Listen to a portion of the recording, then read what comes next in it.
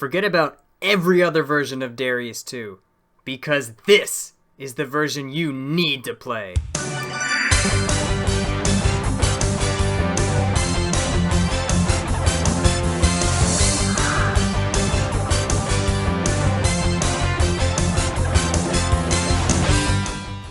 Released in 1993 for the PC Engine in Japan, Super Darius II is perhaps the least faithful, but best aged port of Taito's arcade hit Darius II.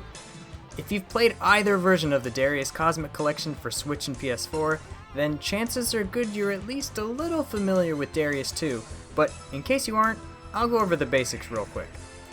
Darius II was originally released in the arcades, and depending on what cabinet was being used, was anywhere from 2 to 3 monitors wide, giving it an extra big field of view for the player. The Darius series has always been famous for its aquatic life-themed enemies, branching paths, and 2-player co-op. The Darius games have always been challenging, but Darius II is one of the least forgiving games in the series because every time you die, your ship gets reset to level 1 power. And I'm happy to say that removing this punishment is one of the many changes made to the Darius II formula in Super Darius II.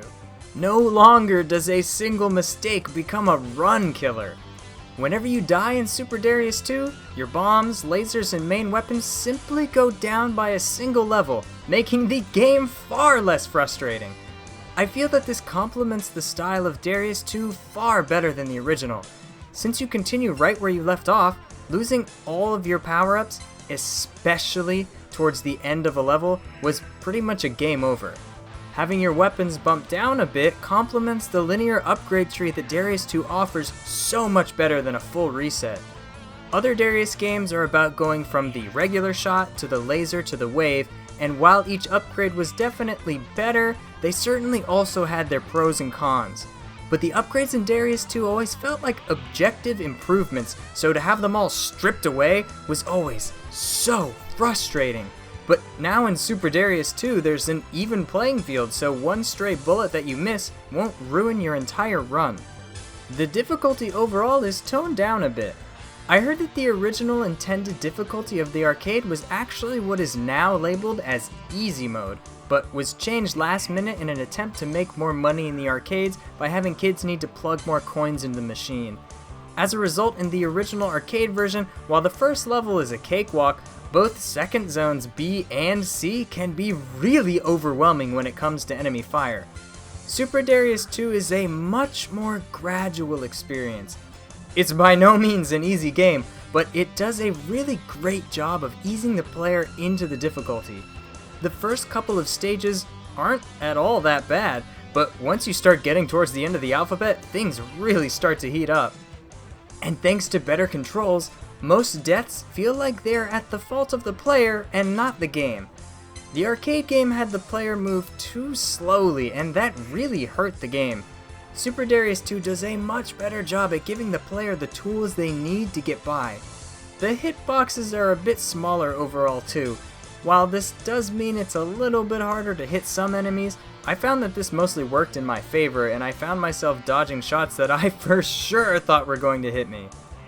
But the most exciting change is with the bosses. Super Darius II adds so many new bosses to the game. If you've ever played a Darius game, you'll know that the bosses are the stars of the show. Most of the first few zones have had their bosses swapped out for brand new battleships that I'd never seen in any other Darius game that came before or even after this one. And wow, these are some of the best boss names I've ever seen in a Darius game. Revenge Shark, Bee Guardian, Deep Dragon, Bald Crab, this stuff is gold! But don't worry, if you really like the old bosses, they're still here, but they've been turned into mini-bosses instead. Now, at first, I really didn't like the mini-bosses. I just couldn't seem to kill them, and they felt really difficult and out of place to me, but then I realized they're more like mid-level puzzles. A lot of the mini-bosses can't just be killed outright. Instead, you have to figure out how to take them down. Take the Zone C mid-boss for instance, Hyper Sting. You can't just take him out by shooting his mouth like you could in the original game. Instead, you have to carefully destroy all of his body parts while simultaneously dodging his constant firing projectiles. It's a really intense battle, but it's so satisfying when you finally do it, and most of the mid-bosses are just like this. They can't just be taken out head-on. You've got to use your brain to figure out their puzzle. And then there's the music. Oh man! Now, the music in the original Darius II is fine, there's nothing wrong with it, but the remixes made for Super Darius II just build upon them in all the right ways. Real instruments take the place of synth, and the mood of each track is accentuated this time around. Exciting songs are full of even more energy than before. Dark and slow songs sound all the more ominous, and each track matches the length of the stage it plays over, something that was later used to great effect in future Darius games. Stereo audio is used a little bit here and there, particularly in the beginning track, where you can hear the first few notes bounce from one side to the other as the song is building up. I'll show you a couple comparisons between the arcade and PC Engine soundtracks.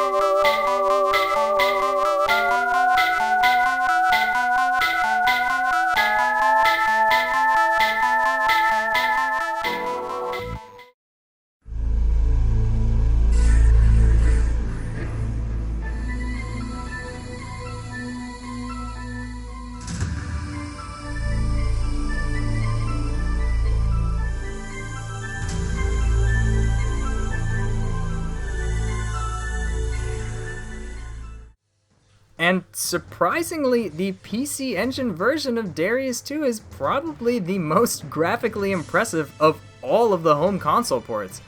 In my opinion, it easily beats out the Genesis and Master System versions, but surprisingly, even the Saturn port just doesn't look quite as good. Though that version maintains the 2-screen aspect ratio, so it of course looks better if you zoom in, but playing that way is almost impossible, so I think my argument stands. I'm gonna be real with you, I think this might be my second favorite game in the Darius series, only behind Darius Gaiden. I know that may offend some Darius fans, but that game's difficulty curve is a bit whack. Pound for pound, Super Darius II is the more approachable game. But it wouldn't be a fair review if I didn't bring up the negative points. First off, the presentation is a bit strange if you ask me. The intro and title screen for the game have no sound whatsoever.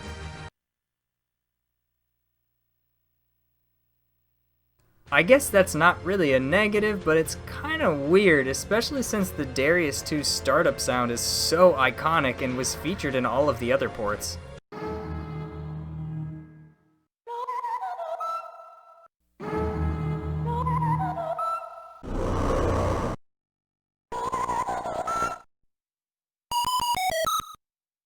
But perhaps more relevant is the amount of enemies that come from behind you. Now, a lot of Darius games have this, but it felt particularly problematic in this one.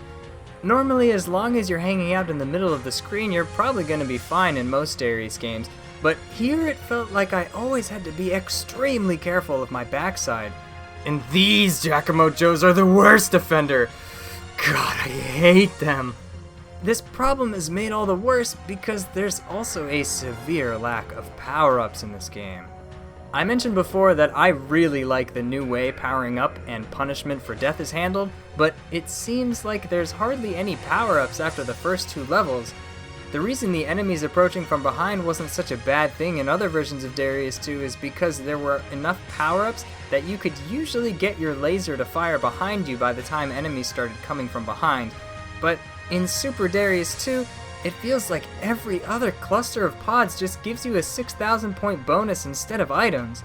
In fact, sometimes it's worse than that, and 3 clusters in a row just give you points! Like, what the heck? This just makes them an annoying obstacle instead of something I need to risk everything for just to open up. It's frustrating and makes it really difficult to keep your ship fully powered up. And then there's the side switching mechanic. While this wasn't used to great effect in the arcade version, it was at least always responsive, since bosses were typically designed around it. In Super Darius II, the new bosses don't feel like they were quite intended to be approached from more than one side, and because of that, the switching can be a bit wonky at times. On top of that, some of the mini-bosses are a bit cheap. While I think that figuring them out can be a really fun challenge, some of them have some patterns that do feel a little unfair if you're not expecting them. And the boss diversity is a bit lacking, especially considering how many new bosses they added. I wish they would have sprinkled in the new bosses instead of just gutting the old ones. While it's cool to have new ones around, there sure are a lot of repeats. The first few stages are really diverse, but goddamn, some of these guys are just all over the place. It would have been so much more fun to have kept all the original bosses, but replaced some of their repeat encounters with the newly designed ones. You'd still probably have some repeats, but far fewer. Now, I'm sure the reason they didn't do this was due to memory restrictions, since there are so many Red Book audio tracks on the disc, but it does feel a little bit like a wasted potential. And there's some smaller issues too. First off, there's no 2-player mode, but I guess that's partially to be expected. Also, the bomb now only seems to last for a single frame, and you have a 0 invincibility time when you get hit with your shield. It seems like every frame you're contacting an enemy, you take damage, so while I had an easier time dodging overall due to the small hitboxes, on the rare occasion where I was hit by an enemy instead of their projectile while I had full shield, it would still kill me since the enemy didn't explode on the first frame that it contacted me on. To make things worse, the screen also scrolls vertically a little bit, allowing for enemies to spawn without you seeing them, and the flicker can also hide enemy projectiles at times. But perhaps the biggest thing going against Super Darius II is its availability. For some reason, Taito just never released this game outside of the PC Engine CD in Japan, and that is a damn shame. Man, this game deserves to be on the Cosmic Collection way more than stupid Darius Force. Sorry, I just don't like that one. Despite its flaws, Super Darius II is everything that the original Darius II should have been.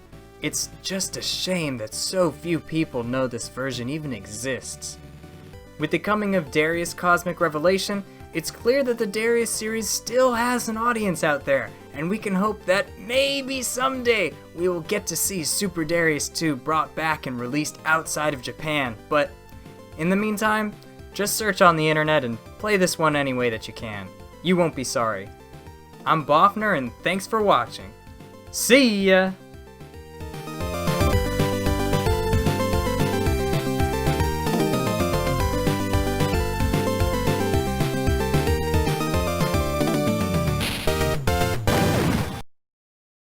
And in case you were wondering, yes, I do own this game physically. In fact, I've got the ultra rare one-of-a-kind Sharpie print.